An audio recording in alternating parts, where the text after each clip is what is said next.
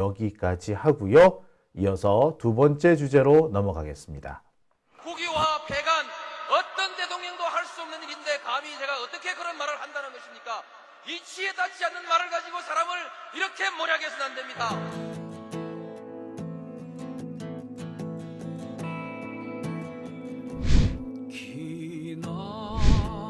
기나긴 밤이었거든 압제의 밤이었거든 사랑이 한몸 썩어져 이 붉은 사나에 사랑 해방의 횃불 아래 걸고 숨이 사나에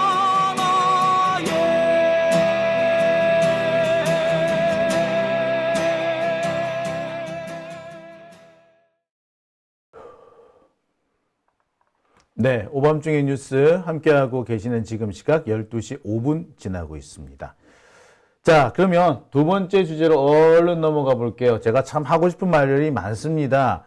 요즘 선거 국면에 정말 이상한 일들이 많이 벌어지고 있기 때문에 해야 할 말, 하고 싶은 말이 많습니다만 제가 그 얘기를 다 하다 보면 본론을 정작 제가 이 방송 시간에 해야 할 얘기를 못할 것 같아서 꾹꾹 눌러 담고 계속 본론을 계속 진행해 보고자 합니다. 자, 제가 준비한 두 번째 주제는요. 민심 악화에 흔들리는 한동훈입니다. 용산 탓하는 후보들 발끈한 한동훈. 네. 자, 지금 국힘당 내부에 자꾸 좀 뭐가 이렇게 쿵쾅거리네요. 예. 지금 국힘당 내부에서 비상이 걸렸다고 합니다. 국힘당 내부에 걸린 비상은 지금 딱 하나밖에 없어요. 이유는 지금쯤 되면은 국힘당 쪽에서 꽤 성적표가 이제 하나둘 나오기 시작하거든요. 지역구 가니까 분위기가 어떻더라. 아, 여기는 할만하다. 아, 여기는 됐다. 아, 여기는 졌어. 이게 지금 판세가 이제 결판이 나기 시작합니다. 지금부터가 본격적인, 오늘부터 본격적인 선거운동 기간에 들어갔습니다만, 사실 선거운동 기간, 본격적인 선거운동 기간은, 이제 추수하는 기간이에요. 싹 걷어 올리는, 성과들을 끌어모으는 시간입니다.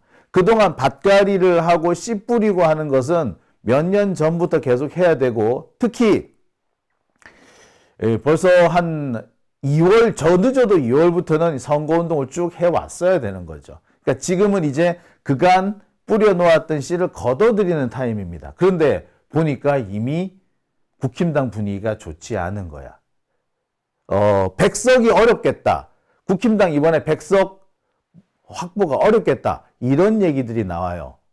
그러니까 지난 2020년 선거 때보다도 상황이 더 안 좋다는 얘기죠. 제가 알기로는 그때 국힘당, 그때 당시 미래통합당인가요? 미래한국당인가? 미래자유당인가? 하여튼 걔네들이 108석인가를 얻었습니다. 몇 석만 더 있었으면 진짜 우리가 헌법도 개정할 수 있고 참 많은 일을 할 수 있었는데 안타깝고 참 안타깝죠. 자, 그런데 그때보다도 국힘당 현재 분위기가 안 좋다는 겁니다. 특히 부산 경남 지역에서 죽을 쓰고 있다. 부산 경남이면은 국힘당으로서는 텃밭이잖아. 그 다음에 국힘당이 한강벨트 운운하면서 거기는 자기들의 지지세가 있다며. 근데 막상 뚜껑 열어보니까 아니야 이런 거지. 그러면서 100석이 어려울 수도 있겠다. 지금 현재 서울 같은 경우만 해도요. 서울 전체적인 그 지역구 의석이 48석인데 32석 정도가 이미 민주당 쪽의 우세로 넘어왔다는 거예요. 국힘당이 우세라고 지금 확신할 수 있는 것은 6석밖에 없다고 합니다. 10석 정도는 현재 왔다 갔다 결론이 어떻게 될지 지금 경합지역이긴 한데 통상 경합지역은 반반씩 나누어 가집니다. 이렇게들 해버리면 국힘당은 11석, 민주당은 대략 41석, 그렇죠? 예. 민주당이 38석 정도 하고 국힘당이 한 10석 정도 가져갈 것이다 라는 결론에 도달하게 돼요. 자, 서울에서 이 정도가 나오면요, 다른 지역은 더 볼 것도 없죠. 사실 지금 경기도는 국힘당이 더 상황이 안 좋습니다. 제가 알기로 경기도 쪽이 56석 정도 되는데, 경기도 이쪽의 분위기는 서울보다 더 나쁜 걸로 알아요. 그래서 포천, 가평, 양평, 여주 이 정도만 국힘당이 차지를 하고, 그 다음에 인천의 옹진 뭐 이런 정도나 뭐 국힘당이 가져갈 수 있을까? 거의 전멸이라는 거죠. 그래서 지금 민주당 같은 경우에는 서울, 경기, 인천에서만 벌써 한 120석 가까이 얻을 것이라는 그런 전망들 나옵니다. 여기에 호남 쪽에 28석 뭐 다 넘어올 거고, 충청에서 한 절반, 부산, 경남에서 어찌어찌 해가지고 한 10석, 11석, 그 다음에 강원도에서 2석, 제주도에서 5석, 이래버리니까, 160석이 될 것 같다라는 거예요. 여기 이제, 자, 이게 지금 뭐 국힘당 쪽에서 나온 얘기예요. 제가 하는 얘기가 아니고요. 자, 상황이 이렇게 되다 보니까, 당장 국힘당 내부에서 한동훈에 대해서 불만을 터뜨리는 사람들이 많이 늘어났어요. 전부 다 너도 나도 야 한동훈 너 때문이야 임마 라는 얘기들이 나옵니다. 한동훈이 그 분위기를 이끌고 갈 때는 전부 다 한동훈 눈치를 보더니 이제는 다 뭐 야 한동훈 네가 문제야 네가 문제. 아니 더 정확하게는 윤석열이 문제야 이런 얘기들이 나오기 시작하는 거죠. 한동훈 발끈했답니다. 그래서 자신한테 이렇게 쓴소리 이상한 소리 하는 사람 비판적인 목소리를 내는 그 후보들에 대해서 은밀하게 한마디씩 건넸다, 경고를 했다, 뭐 이런 얘기까지 들려요. 자, 근데 저는 100석도 어렵다는 얘기는 좀 오바입니다. 제가 볼 때 그 정도는 현재 아니에요. 그런데, 실제 국힘당 내부에서 그런 얘기가 나오는 거는 사실입니다. 국힘당 내부에서는 벌써 여러 가지로 위기감이 커지고 있고요. 민주당은 적어도 153석 플러스 알파 정도 나오는데 국힘은 10석도 어렵다. 그 조국 혁신당이 한 18석 정도의 그 비례대표 의석을 가져갈 것이다라는 그런 전망들도 나와요, 벌써 막. 그리고 이래저래 해서 뭐 어떻게 된다, 뭐 이런 얘기들이 나와요. 자, 제가 볼 때 국힘당에서 이렇게 100석이 어렵다라고 말하는 건 엄살입니다. 과장입니다. 이 정도까지는 아니에요. 솔직히 말하자면. 한참 2월 중순 이 무렵에 한동훈이 분위기 끌고 다닐 때하고는 비교가 어렵지만 사실 지금도 이 100석을 얻기 어렵다 이 정도까지는 사실 아니에요. 엄살입니다. 엄살을 부린다는 건 뭐냐 하면은 국힘당 지지층들을 결집시키겠다라는 거예요. 집토끼들한테 위기감을 고조시켜가지고 투표장으로 나오게끔 끌고 나오려고 하는 전략입니다. 지금 이미 국힘당은요, 중도층으로 확산할 수 있는 중도층 확산 전략은 포기한 것 같습니다. 거기서 이미 국힘당이 패했다라고 볼 수도 있는 것 같은데, 여하튼 국힘당은 그런 생각을 하는 것 같아요. 집토끼만 제대로 지켜도, 110석 정도는 너끈하게 한다라는 게 자기들 계산이에요. 조금 잘만 하면은 120석도 가능하다. 그래요. 사실 그게 맞는 거예요. 제가 볼 때 국힘당 적어도 120석 정도 나올 거예요. 여튼. 그렇긴 하지만 전체적으로 국힘이 불리한 판세인 거는 분명합니다. 100석도 어렵다는 말은 분명히 과장이고 엄살이지만 전체적으로 국힘이 불리해요. 그러면서 떠오르는 얘기가 한동훈이 이 문제에 책임을 져야 된다. 아니, 윤석열이 책임져야 된다. 선거가 이렇게 어려워진 거는 오로지 용산 때문이다. 용산이 이종섭 그 호주 대사로 보내는 바람에, 그리고 대파, 이종섭과 대파 때문에 이 선거가 이 꼬라지가 났다라는 그런 불만이 막 터져 나오고 있어요, 지금. 자, 이러다 보니까 책임론이 불거지면서 제일 많이 생기는 일이 뭐냐면 리더십의 혼선입니다. 지도력의 누수. 그래서 지금까지는 한동훈을 중심으로 해서 착착착 진행되고 있던 분위기가 갑자기 흔들거리기 시작합니다. 그래서 한동훈 제끼고 다른 쪽에서 막 여러 가지 지시가 내려왔다가 지시가 뒤집어졌다가 이런 생쇼를 하고 있다고 그래요. 일단 안 되는 집안인 거는 분명하죠. 우리가 안심해서는 안 되겠고 또 여기서 우리가 긴장을 내려놓아서는 안 되겠습니다만 어쨌거나 지금 국힘당 쪽이 안 되는 집안, 지금 안판세도 불리한데 내부의 분란까지 일어나는 상황이라는 거, 이것만은 분명한 것 같아요. 자, 실제로 보면은 국힘당 중앙선대위에서 지금 벌써 시너지가 실종이 됐다.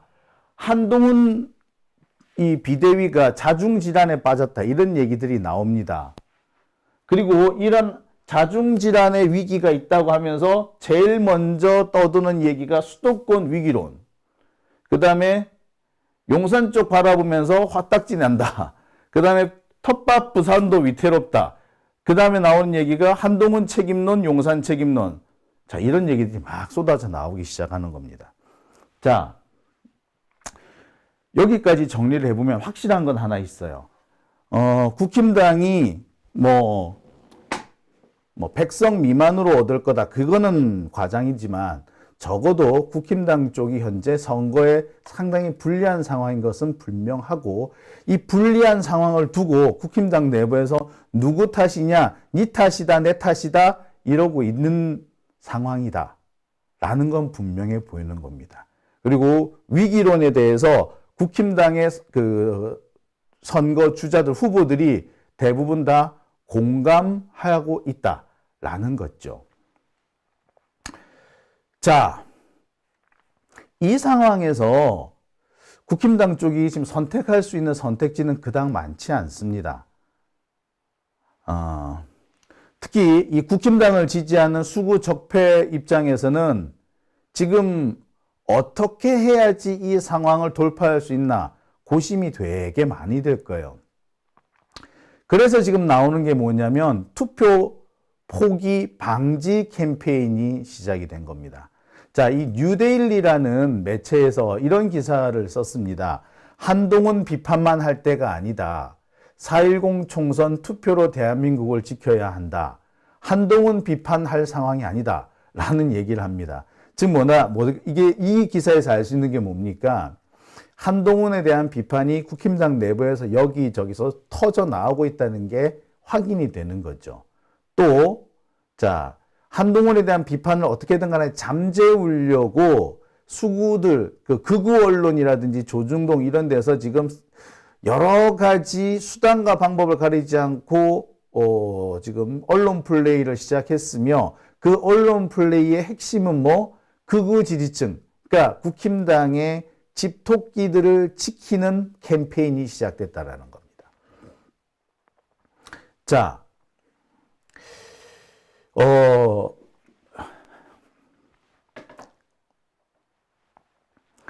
여기에 한 가지 더 덧붙일 수 있는 것이 최근 조선일보의 태도입니다. 조선일보는요, 괜히 민주진보 진영에 대해서 말꼬리 잡기를 시작했습니다. 이재명 대표가 의붓아버지라는 얘기를 했는데 의붓아버지라는 말을 물고 늘어지면서 재혼가정이 어쩌고 저쩌고 재혼가정을 비하했다라는 얘기를 합니다. 아니 말도 못하게 해. 지들은 그보다 더한 소리도 하면서 아니 부산 사투리를 보고 일본말 같다고 그딴 소리를 하면서 어쩌고 어째? 왜 의붓아버지가 가지고 지랄이야? 예? 자, 조선일보가 지금 말꼬리 잡고 생트집을 잡으려고 하는 겁니다. 이게 전형적으로 이 적폐들이 선거에서 밀릴 때 많이 쓰는 수법이죠. 선거에서 밀릴 때 얘네들이 그 상황을 뒤집는 가장 많이 쓰는 수법이 바로 이겁니다. 말꼬리 잡고 늘어져 가지고 설화를 일으키는 거야. 별거 아무것도 아닌 거 가지고 시비를 터는 거죠. 지금 바로 그 단계에 들어선 겁니다. 어떻게 보면 선거 막판에 우리가 제일 조심해야 되는 부분도 이 부분이 아닌가라는 생각이 들어요. 어쨌거나 여기서 정리를 해보면 확실한 게 있습니다. 수구 적폐들까지 심지어 극우 언론들까지 지금 상황이 되게 심각하고 이 심각한 상황의 책임을 한동훈한테 돌리려고 하는 국힘당 내부 흐름이 존재한다. 그런데 지금 우리가 그렇게 누구 탓을 할 상황이 아니다. 뭐 이런 상황, 이런 얘기를 지금 하고 있다는 거죠. 예. 전체적인 흐름은 이렇게 흘러가고 있습니다. 자,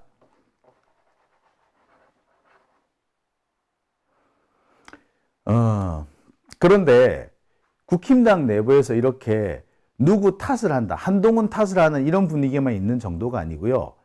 자, 탓을 하게 되면 반드시 따라오는 게 있습니다. 야, 쟤 도저히 못 믿겠어.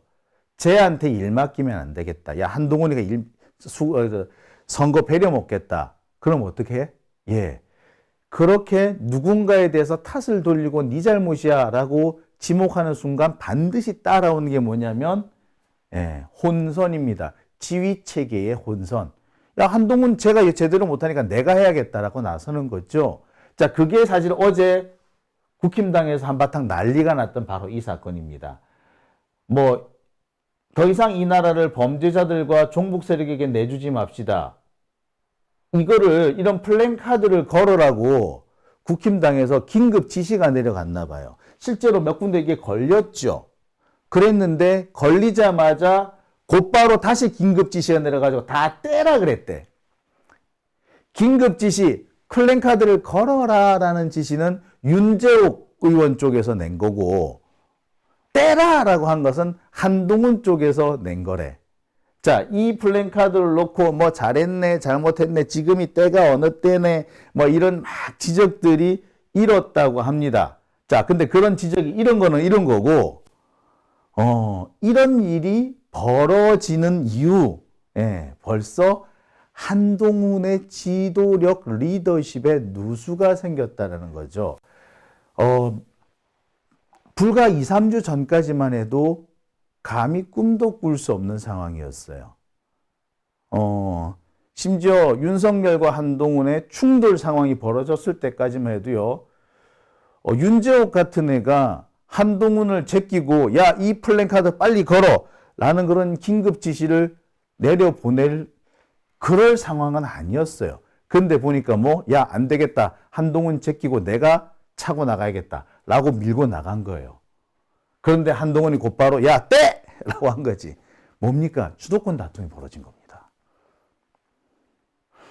자, 여기서 한 가지 확실한 것이 드러나죠. 한동훈이 흔들리고 있다는 거죠. 내부적인 비판에 직면하면서 한동훈이 흔들리고 있다. 내부적인 비판이 왜 일어나겠습니까? 민심이 별로 안 좋은 거야. 한동훈이 그동안에는 잘한다 해서 띄워줬는데 한계에 부딪히더라는 거예요.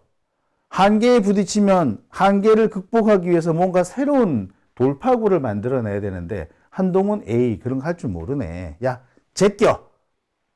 한동훈 미쳤냐 내가? 예, 그런 상황이 현재 벌어지고 있는 겁니다.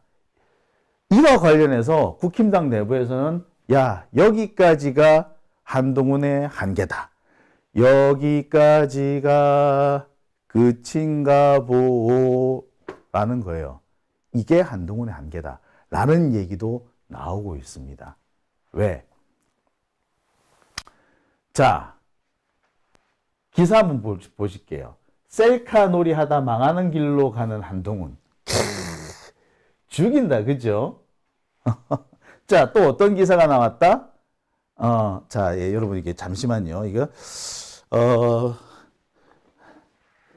이게 PPT가 조금 잘못 만들어졌네요.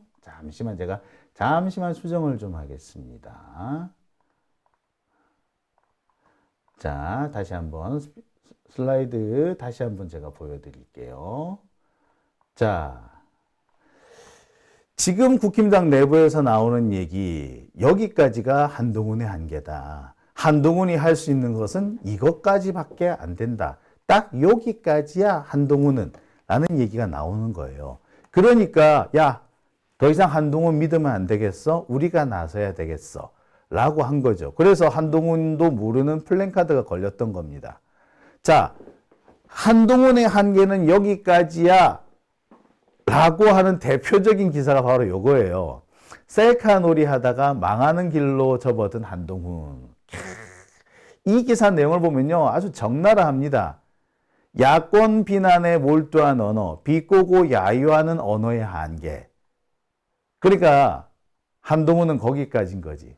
처음 들을 때는 이 비꼬고 야유하는 언어가 귀에 쏙쏙 들어오죠.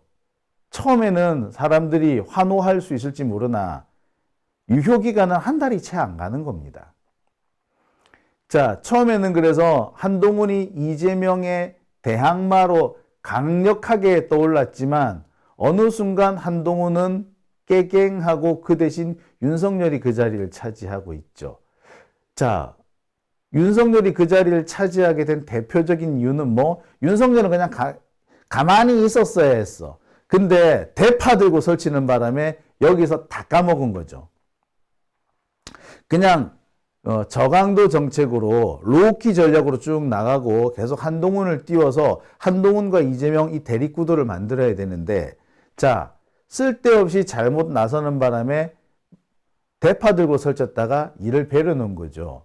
또 로우키 전략으로 나가려면은 한동훈한테 모든 권한을 넘겨줬어야 되는데 또 지가 싫은 건 절대 안 하려고 든 거 아닙니까? 이종석 같은 사례가 대표적인 사례예요. 예. 그 다음에 지금 의정 갈등, 의사들의 파업 사태도 똑같은 상황인 거예요. 이 상황을 주도하는 걸 한동훈한테 넘겨놨어야 돼. 근데 그거 못한 거야. 왜? 윤석열 입장에서는 권력을 한동훈한테 주는 거 상상을 못 하거든. 어쨌거나 한동훈이 아무리 일을 잘하고 한동훈을 아무리 믿어도 권력자는 자기란 말이야. 윤석열이라고. 그런데 한동훈이 자기를 제끼고 지가 주도하는 거, 윤석열로서는 두 눈 뜨고 못 보는 일이에요. 근데 두 눈 뜨고 못 보는 일이 벌어지니까 고비고비마다 윤석열이 한동훈의 발목을 잡은 거지. 그 결과 뭐 한동훈은 윤석열에 의해서 내려온 겁니다. 결국에 윤석열과 이재명의 구도가 다시 만들어진 겁니다. 여기에 또 하나의 도움을 준 것이 조국 대표죠. 조국이 한동훈의 주둥이를 제대로 날려 먹인 거 아닙니까? 그 야유하고 조롱하는 말투 제대로 먹여준 것이, 한방 먹여준 게 조국이죠. 결국 한동훈과 맞상대한 거는 조국 대표가 돼버렸어요. 자연스럽게 이재명은 윤석열을 상대하는 게 됐고요. 전체적으로 분위기에 시너지 효과가 난 겁니다. 자, 여기까지가 한동훈의 한계였던 거지. 게다가 한동훈이 다급한 상황에서 막 공약을 남발합니다. 공약을 남발하다가 실수를 하는 거지. 대표적인 것이 김포. 두 번째가 뭐? 국회의 세종시 이전이에요. 국회의 세종시 이전. 여러분 아시겠습니다만 국회의 세종시 이전 이번이 처음 나온 게 아닙니다. 여러분들도 잘 아시겠습니다만 지난번 지난 2020년 총선 때도 한번 나왔었고요. 지난번 대선 때도 나왔었고요. 심지어 지난번 지방선거 때도 나왔습니다. 그런데 이거를 한동훈이 이번에 공약이랍시라고 떡하니 내놨어요. 국회를 세종시로. 근데 제가 다시 한번 말씀드립니다만 이거 한두 번 써먹은 게 아니란 말이에요. 그런 여기서 나오는 얘기가 뭐다? 야, 한동훈 저거 안 되겠다. 쟤 정말 생각이 없는 것도 아니고 뭐가 좀 모자란 것 같다라는 얘기가 나올 수밖에 없는 거죠. 결국 여기서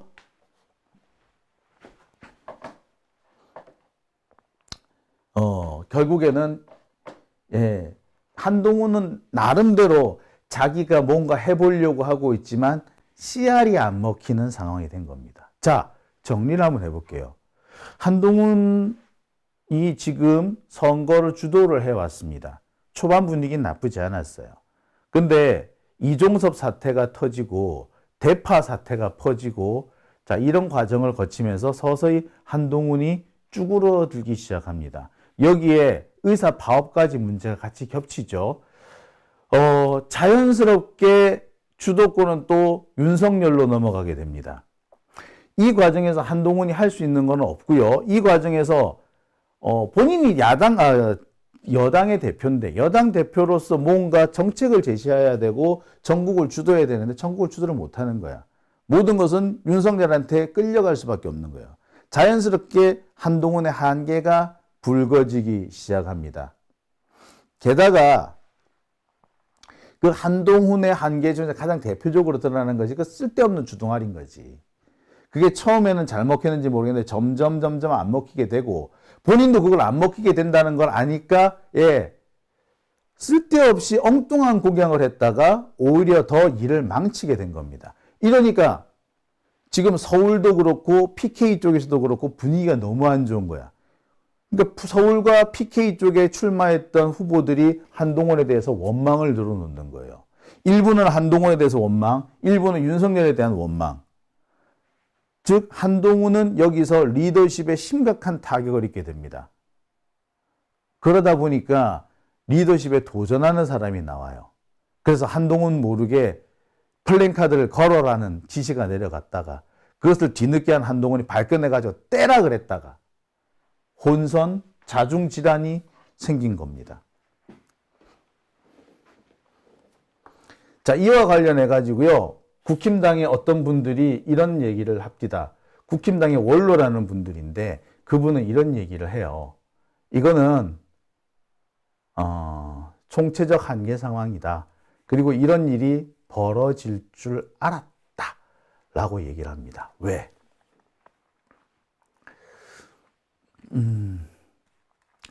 이게 정당이라는 것은 그 정당 내에서 스타를 키워야 된다는 거야. 그런데 정당 내에서 스타를 키우지 못하고 정당 내에서 대권 후보가 될 만한 인물이 없다 보니까 외부에서 자꾸 수요를 해온 거예요. 근데 외부에서 만들어진 정치 스타는 뭔가 능력이 있어서 만들어진 것이 아니라 조중동 등 이 극우 언론들이 이 이미지 조작을 통해서 만들어낸 사람들인 거죠. 국힘당 내부의 무능력함이 그대로 드러난 건데 국힘당 내부의 무능력을 조중동이 메꾼다고 메꿨지만 그것이 오히려 국힘당에는 독이 돼버린 상황입니다. 자생력이 없어진 거죠. 이건 제가 하는 얘기가 아니고요. 국힘당 쪽에서 좀 꽤 오래 계신 나름 원로라고 하는 분들이 그런 얘기를 하십니다. 국힘당 내부에서 성장하는 정치 스타를 키워나가야 되는데 국힘당 지들 안에서 서로 자기 잘났다고 설치다가 스타 하나 제대로 만들지 못하고 대권 후보 하나 그럴싸한 놈 만들지 못하고 결국 외부에서 그런 사람을 데리고 온 건데 그래서 외부 영입 케이스인데 이 외부 영입 케이스가 실력이 있는 게 아니라 조중동에 의해서 이미지 조작, 상징 조작으로 만들어진 말 그대로 껍데기만 그럴싸한 놈이더라 이거야. 그게 지금과 같은 상황에서 한계가 너무나도 명확하게 들어가는 겁니다. 정치력도 없고 실무 능력도 없이 오로지 얼굴 마담밖에 못하는 놈들인데 얼굴 마담만 하면 되는데 이게 권력이란 게 그렇잖아요. 자기가 대빵을 하고 싶거든. 얼굴 마담밖에 못할 놈들이 지들이 당권을 잡았다고 지가 대통령이 됐다고 지가 쥐고 흔들라 그래. 능력도 없는 게. 그러니까 그동안 국힘당 내부에서 성장을 해왔던 중견 정치인들, 국회의원들 박탈감과 불만이 커지는 거예요. 즉 뭐다? 사실 윤석열이 뭘 할 줄 알아요? 한동훈이 뭐 할 줄 알아? 원래 제대로 돌아가려면 이 자리를 나경원이 하든가 장제원이 하든가 이렇게 했어야 돼. 근데 나경원도 그렇고 장제원도 그렇고 얘네들이 대권 후보가만 아니잖아. 그러니까 조중동 입장에서는 얘들 말고 다른 후보를 다른 대권으로 도전할 만한 인물을 끌고 와야 되는데 그게 윤석열과 한동훈이란 말이야. 근데 얘네들은 어디까지나 얼굴 마담밖에 할 수 없는 무능한 애들이라고. 그런데 얘들이 지가 대표고 지가 대통령이고 하니까 지가 지 마음대로 쥐고 흔들고 싶은 거야. 나경원이고 장제원이고 지 밑에 꿇어야 되는 거야. 그런데 억지로 꿀려놓고 나니까 무슨 문제가 생겼다? 선거를 못 치르는 거죠. 결국에 이 선거는 한동훈과 윤석열이 팽당하는 걸로 끝날 수밖에 없는 거다라는 얘기를 합디다. 예. 제 얘기가 아니에요. 국힘당 쪽 나름 원로라는 사람들이 그렇게 얘기를 합디다. 예. 그래서 이분 말씀은 그래요. 국힘당이 아무리 망해도 백성 밑으로 떨어지기는 어렵다. 그거는 오바다. 하지만 위기의식이 지금 돌고 있는 건 사실이고 그 위기의식의 위기의 시작은 윤석열과 한동훈이다. 자, 윤석열은 그나마 대통령이기라는 권력을 갖고 있으니 위기라고 해도 버티려고 하면 버틸 수 있다. 하지만 한동훈은 못 버틴다. 기껏해봤자 비대위원장이잖아. 비대잖아, 비대. 근데 지가 비대면 뒤만 닦아주고 나가는 수밖에 더 있겠냐는 거예요. 근데 지금 뒤도 제대로 못 닦는 바람에 철거당하게 생겼다. 뭐 그런 겁니다. 자, 오밤중의 뉴스 함께하고 계신 지금 시각 12시 35분 지나고 있습니다.